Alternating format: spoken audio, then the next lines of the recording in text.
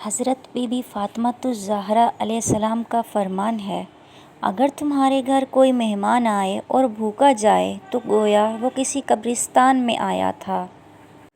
کبھی کبھی الفاظ سے بھی زیادہ دوسرے بندے کی خاموشی تکلیف دیتی ہے۔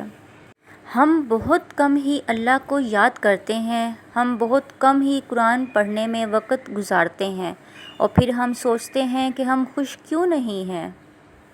صبر، درگزر اور معاف کر دینا خیر کے خزانوں میں سے ایک خزانہ ہے جسے اللہ پاک اپنے مقرب بندوں کو عطا کرتا ہے۔ روشنی کے راستے میں خود رکاوٹیں بن کر لوگ کہتے پھرتے ہیں ہر طرف اندھیرا ہے۔ مخلص شخص کو ہمیشہ بے وقوف سمجھا جاتا ہے، حالانکہ ایسا نہیں ہوتا۔ وہ سب سمجھتا اور جانتا ہے، بس وہ اپنے صبر کی وجہ سے لوگوں کی گھٹیا حرکات کو نظر انداز کر دیتا ہے۔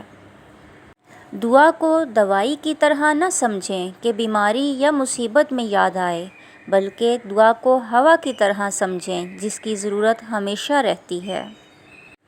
ہر کسی کو ہر بات کا جواب دینا ضروری نہیں ہوتا۔ بہت سی جگہ پر واقعی دل بڑا کرنا پڑتا ہے، درگزر کرنا پڑتا ہے۔ ہر کوئی نہیں سمجھتا آپ کو، اور ہر کسی کو آپ سمجھا نہیں سکتے۔ جو تم سے نہیں ہو پا رہا اس کو اللہ پاک کے حوالے کر دو، پھر دیکھو کہ کیا ہوتا ہے۔ اسی کو وسیلہ بنا دے گا جو رکاوٹ ہے۔ غرور کس بات کا صاحب، آج زمین کے اوپر کل زمین کے نیچے۔